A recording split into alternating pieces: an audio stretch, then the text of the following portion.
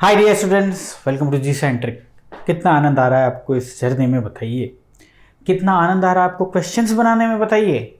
अभी तक जो यूनिट्स हम पढ़ चुके हैं, पिछले यूनिट्स के जो क्वेश्चंस हैं आप किसी भी सोर्स से लगा रहे होंगे, चाहे प्रीवियस ईयर क्वेश्चन सॉल्व कर रहे होंगे डबल ई सी इंस्ट्रूमेंटेशन तीनों ब्रांचेस के, या फिर किसी भी टेस्ट सीरीज के क्वेश्चंस आपके पास हो जिन्हें आप कर रहे होंगे। शायद ही ऐसा कोई सा क्वेश्चन होगा जो आपसे नहीं बन रहा होगा। कारण सीधा सिंपल सच्चा सा है भाई साहब कि आप जो पढ़े हैं ना उसमें मैक्सिमम पॉसिबिलिटीज कवर कर चुके हैं जिस टाइप से क्वेश्चन पूछे जाते हैं। तो क्या सर इतना काफ़ी है? इतना मोर देन काफ़ी है, लेकिन एक स्टूडेंट्स के अंदर जो है ना एक आग होनी चाहिए हमेशा कुछ और ज़्यादा करने की। इतना सारा पढ़ने के बाद जितने सोर्सेस आपको मिल जाए क्वेश्चंस करने के बेटा, प्रैक्टिस करने के बेटा, वो हमें ज़्यादा से ज़्यादा करना है, ठीक है। और YouTube पे ये जो जर्नी है, जो आप YouTube पे लेक्चर सीरीज दिखाई दे रहे हैं, ये अब झिक झिक जर्नी रहेगी। झिक झिक मतलब क्या? हमने मेंशन किया हुआ ना, these are the demo lectures. Full lectures कहाँ है सर? देन फुल सीरीज कहाँ है? अरे एप्लीकेशन पे है, बहुत महंगी है, 250 रुपये में अवेलेबल है एट प्रेजेंट। जब से जी सेंटर की शुरुआत हम टैगलाइन लिखते हैं ना, बेस्ट एंड अफोर्डेबल एजुकेशन, तो अफोर्डेबल इसीलिए कि because this course is available 250 rupees at present. In future उसके रेट बढ़ सकते हैं, वो अलग बात है। एट प्रेजेंट ओवरऑल सिस्टम जो इतने समय से रन कर रहा है because of the affordability. Affordability को यदि हटा दें तो स्टूडेंट्स के लव मोहब्बत जो आपसे मिलती है उन सारी चीज़ों से हम ये कर पाते हैं। लॉट्स ऑफ रैंक प्रोड्यूस करी है जी सेंट्रिक ने। कहीं ना कहीं खुशी होती है कि जी सेंट्रिक का जो कंटेंट है वो पहुंच चुका है यूनिवर्सिटी में। आपने भी सुना होगा ना आपके दोस्त से, यार जी सेंट्रिक से ये सब्जेक्ट पढ़ ले। तो बेटा आपको एक चीज़ करना है, लेकिन वो तभी करें जब आप मुझसे जुड़ाव फील कर रहे हैं, आप कंट्रोल सिस्टम की इस जर्नी को एंजॉय कर रहे हैं, तभी आपको वो काम करना है। क्योंकि हम कभी आपको बोले क्या सब्सक्राइब करो, नहीं। हम कभी बोले क्या कि ये परचेस करो वो परचेस करो, नहीं। जो जी सेंट्रिक पे स्टूडेंट पढ़ते हैं वो जानते हैं कि यार जी सेंट्रिक की तरफ से कभी कॉल नहीं आता यार कि ये कर लो वो कर लो ना। It's your call, we don't disturb our students, because हम इंजीनियर्स को पढ़ा रहे हैं, होशियार बच्चों को पढ़ा रहे हैं। और पढ़ाना सिर्फ हमारा मकसद है, मार्केटिंग करना बिल्कुल नहीं। तो इस जंक्शन पे इस जर्नी के बारे में बताना आवश्यक था, क्योंकि जो कंटिन्यूस लेक्चर की सीरीज देख रहे हैं, अब आपको बीच में से कुछ लेक्चर्स मिसिंग दिखाई देंगे यूट्यूब पे, लेकिन एप्लीकेशन पे पूरे अवेलेबल। यूट्यूब पे क्यों है ऐसा? क्योंकि ऑलरेडी हम मेंशन कर चुके हैं कि these are the demo lectures, description में भी और प्लेलिस्ट में भी। क्लियर है ना बात? एवरीथिंग क्रिस्टल क्लियर है हमारी तरफ से और आपकी तरफ से भी जी। तो सर ये 250 रुपये में खरीदना पड़ेगा एप्लीकेशन पे? ना बेटा, खरीदना नहीं पड़ेगा। यदि मजा आया हो और पढ़ना हो तो ही खरीदना पड़ेगा, जबरदस्ती नहीं है भाई, ठीक है ना? ओके। और उसमें क्या मिलेगा सर? पीडीएफ लेक्चर्स मिलेंगे सर, टेस्ट सीरीज क्वेश्चंस मिलेंगे ढेर सारे कंट्रोल सिस्टम के, और सर लेक्चर्स सारे मिलेंगे। जी हाँ बेटा, सारे लेक्चर्स मिलेंगे। ओके चलो, और कुछ भी डाउट आए तो जी सेंट्रिक का चैट बॉक्स तो हर किसी के लिए अवेलेबल है, चाहे वो परचेज किया है या ना किया है। धन्यवाद, जरूरी सूचनाएं समाप्त हुई। चलिए बेटा क्वेश्चन हम लेते हैं। लास्ट टाइम हमने ये सारी चीज़ें देख ली हैं इसमें कि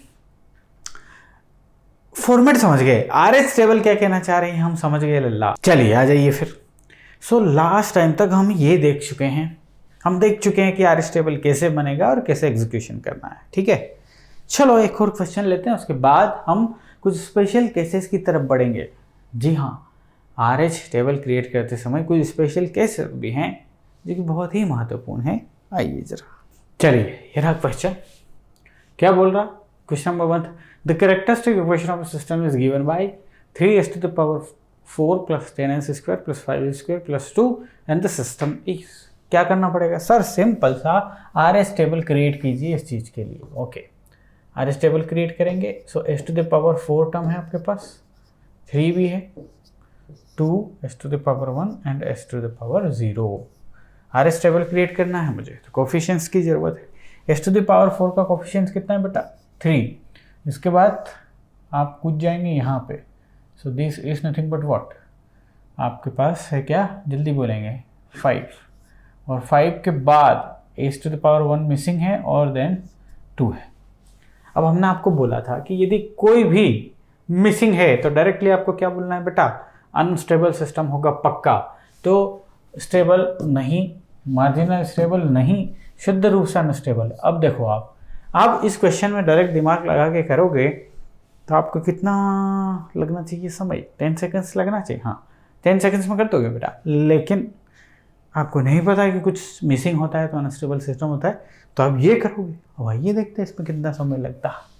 okay, so the second one is 10 इसका कोफिशिएंट, और पावर 1 का कोफिशिएंट्स तो है ही नहीं, this is nothing but 0। Let's proceed. 10 Guna 5 minus 0 divide by 10, सो यहाँ पे आ गया बेटा 5 आएगा। Let's find out this. 10 Guna 2 minus 0 divide by 10, सो यहाँ पे आपके पास आ रहा है 2। Everything is clear. Let's do this. This is nothing but 0 minus, ये कितना हो जाएगा, 10 2 ज़ा 20 डिवाइड बाई 5, तो ये तो -4 आ गया सर। जी हाँ बेटा, ये आ गया -4। And what about this sir, this is nothing but 0, और ये जब फाइंड करोगे तो इसकी वैल्यू आएगी 2। अब आप आसानी से देख रहे हो कि यहाँ पे क्या हो गया बेटा, साइन चेंज हो गया। This is nothing but the sign change, ये 1 टाइम साइन चेंज, और ये दूसरा माइनस से प्लस हो गया ना, तो this is again 1 sign change. तो टोटल साइन चेंज कितना हो गया बेटा, 2 साइन चेंज, 2 साइन चेंज हुए। और उसका मतलब क्या है कि 2 RHP पोल्स हैं आपके पास। ठीक है सर, इसका मतलब सिस्टम क्या हो गया बेटा, अनस्टेबल हो गया। और हमने आपको ऑलरेडी क्या बोला, यदि कोई सी भी पावर ऑफ एक्स मिसिंग है, किसी भी पावर ऑफ एक्स का कोफिशिएंट मिसिंग है, यानी कि वो खुद ही मिसिंग है, तो फिर सिस्टम अनस्टेबल होगा। ये करने की जरूरत बिल्कुल भी नहीं है। क्लियर है ना। अब हम बढ़ेंगे, लिमिटेशन समझ लीजिए, स्पेशल केसेस समझ लीजिए। किसके स्पेशल केस समझ लीजिए, राउट टेबल के। तो चलो स्पेशल केसेस की बात करेंगे। तो क्वेश्चन भी स्पेशल केस का उठा के लेके आऊंगा ना मैं, और स्पेशल केस क्या बोलेगा वो हम देखते हैं। तो क्वेश्चन से हम देखें, या फिर एक काम करते हैं, स्पेशल केस में नाम लिख के ही इसको अपन देखेंगे तो ज़्यादा आनंद आएगा। स्पेशल केस, ठीक है। तो पहला स्पेशल केस है बेटा आपका व्हेन, क्या होगा इस स्पेशल केस में, कि जो आप टेबल बना रहे हो, RS टेबल बना रहे हो, उसका फर्स्ट कॉलम जो है बेटा, उसमें कैसा कहानी आ जाएगी, like this is nothing but A1, ये A2 है, ये A3 आ रहा है, और ये 0 आ गया। अब आप देखो कि ये कंटेंट यदि 0 आ गया तो आगे वाला जिसमें ये डिवीजन में है, तो आगे वाला इनफाइनाइट हो जाएगा, आप प्रोसीड ही नहीं कर पाओगे। नहीं समझे सर, A1 ले लेता हूँ, A5, कुछ भी रेंडम, मैं कुछ अल्टरनेट फॉलो नहीं कर रहा हूँ, मैं नंबर ले रहा हूँ। 4 ले लेता हूँ, 6 ले लेता हूँ, A8 ले लेता हूँ, A9 ले लेता हूँ। ठीक है, क्या होगा, इसका और इसका गुणा होता है बेटा, इसका गुणा होता है, डिवाइड बाई दिस होता है A3, तब जाके ये मिलता है, और ये 0 मिल गया। अब सपोज ये 0 मिल गया तो इसका गुणा इसमें, इसका गुणा यहाँ पे जो x है वो डिवाइड बाई 0, तो ये वाला टर्म तो इन्फिनिटी हो जाएगा ना। तो आप कैसे प्रोसीड करेंगे, तो राउथ ने इसके लिए सहूलियत दी, और पहला केस दिया है कि व्हेन यू गॉट, या when you get a 0 in first column of Routh Hurwitz, और इस रो में सिर्फ 0, यही 0 होना, बाकी ये पूरी रो 0 नहीं होना, कंडीशन ये है। तो क्या लिख रहा हूं मैं कि व्हेन ओनली 0 अकर्स। अब ये ओनली 0 अकर्स का 0 का मतलब ये है बेटा कि ये पूरी रो जो है ना, उसमें ये वाला पार्ट 0 मेरे को चाहिए, पूरी रो 0 नहीं चाहिए। तो इसलिए मैंने बोल दिया when only 0 occurs in the first column of RH table, then when only 0 occurs in the first column of RH table, then how to proceed, यही है पहला केस। तो हम बताएंगे आपको how to proceed। पहला केस तो क्लियर है ना। चलो तो फिर क्या है पहला, इसमें क्या करना पड़ेगा, क्वेश्चन से समझाता हूँ। ये क्वेश्चन लिया मैंने, determine the stability of system having following characteristic equation. Equation है मेरे पास, अब सिर्फ और सिर्फ प्रोसीड करने की जरूरत है। S to the power 4 cube square 1 और s to the power 0। Coefficients लिखते हैं, कोई भी कोफिशिएंट मिसिंग है क्या, नहीं है, तो अब इसकी स्टेबिलिटी को चेक करना ही पड़ेगा। सबसे पहले इसका कोफिशिएंट, फिर स्क्वायर टर्म का कोफिशिएंट और फिर कांस्टेंट टर्म। सो ये है 1 2 और 3। सो ये मैंने लिख दिया 1 2 3। इसके बाद ये हो गया, जो कि हो गया 1 आपका यहाँ का 1, उसके बाद ये टर्म। सो ये दोनों लिखेंगे हम, तो ये लिख दीजिए आप 1 and this is nothing but 2 और जो है नहीं वहाँ पे 0। अब हम प्रोसीड करते हैं। ओके सर, प्रोसीड करिए। सो 1 गुणा 2 is nothing but 2 minus 2 divide by 1। तो ये वाला जो टर्म हो गया, कहाँ गया मेरा डस्टर, मिनट। सो ये वाला 2 माइनस 2 बन गया बेटा 0। अच्छा, let's find out this one. So 1 गुणा 3 minus 0 divide by this. So ये 3 उठ के यहाँ आ गया और ये 0 है ही है। तो पूरी रो 0 है क्या, नहीं, लेकिन फर्स्ट कॉलम का एलिमेंट 0 है। Now let's find out the ये वाला कोफिशिएंट, इसकी जगह क्या आएगा, देखो जरा ध्यान से, कहाँ गेम में उलझन आई। 0 गुणा 2, सो 0 गुणा 2 माइनस दिस यानी कि -3 डिवाइड बाई 0। तो अब आप बताइए, -3 by 0 is nothing but infinite, और इनफाइनाइट आ गया तो अब तो आप आगे प्रोसीड करने का कोई मतलब ही नहीं। तो ये प्रॉब्लम क्या आ गई, when in a first column of R stable only 0 occurs in any row, only 0 occurs in any row, then we'll proceed by the method of, जो मैं आपको सिखा रहा हूं। जब भी 0 आएगा आपको उस 0 को एक स्मॉल नंबर एप्सिलॉन से रिप्लेस कर देना है। 0 की जगह आप लिखेंगे एप्सिलॉन, है ना। सो व्हेनेवर दिस अकर्स, आपको क्या करना है, 0 को आप एप्सिलॉन कर दीजिए। एप्सिलॉन खुद एक ऐसा नंबर है जिसकी वैल्यू है बहुत कम, 0 के बराबर।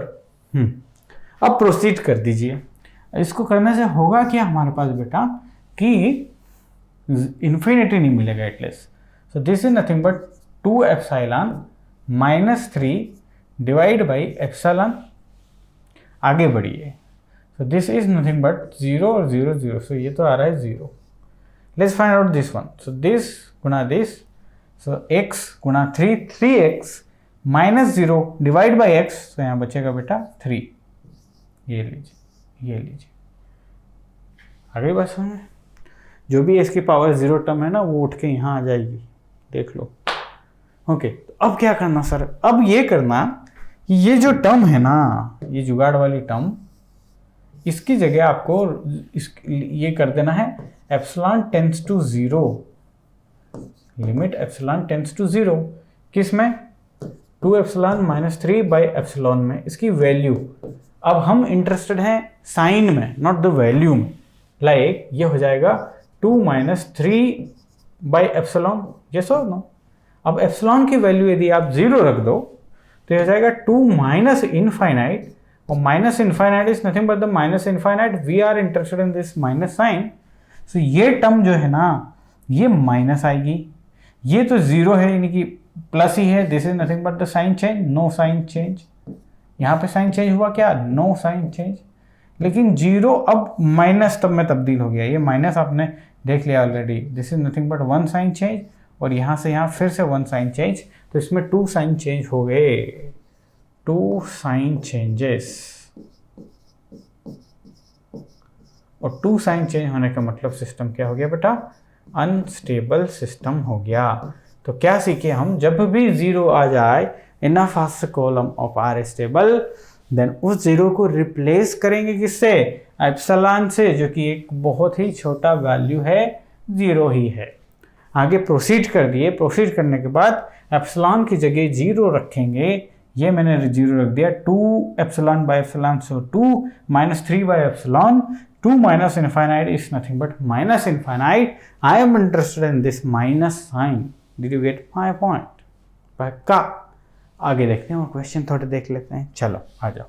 चलिए क्वेश्चन नंबर 132, जिसमें कि कैरेक्टरिस्टिक इक्वेशन गिवन है और दिया हुआ है this is equal to this is equal to 0, यानी कि दोनों एक ही चीज लिखी हुई है आपके पास, है ना। सो दिया हुआ है s cube minus 3s plus 2 is equal to 0। अब इसको डायरेक्ट देखते ही अनस्टेबल बोलते हुए एक तो नेगेटिव साइन आ गया, बिकॉज जहाँ भी थर्ड ऑर्डर और उससे ऊपर के जो भी आते हैं यदि नेगेटिव साइन आ जाए, सिस्टम देख के ही आप बोल सकते हो कि अनस्टेबल आएगा। और दूसरी बात है कि एस स्क्वायर टर्म मिसिंग भी है। एस स्क्वायर टर्म क्या है? मिसिंग है। तो मिसिंग है तो भी अनस्टेबल सिस्टम आएगा। लेकिन राउथ हर्विट्ज से करना होता, so S cube S square S to the power 1 S to the power 0 कर दिया आपने। So this is nothing but 1। और इसके बाद कौन सा टर्म? -3 वाला टर्म, ठीक है। और ये टर्म 0 और दिस इज नथिंग बट 2। 0 आ गया बाय डिफ़ॉल्ट। और 0 आ गया तो 0 को करने का तरीका है कि इसको एप्सिलॉन माना। सो -3 एप्सिलॉन -2 अपॉन एप्सिलॉन, इसकी वैल्यू ये 0 हो गई। और इसकी वैल्यू जब निकालेंगे तो आएगी 2। अब आपको देखना है कि ये क्या है।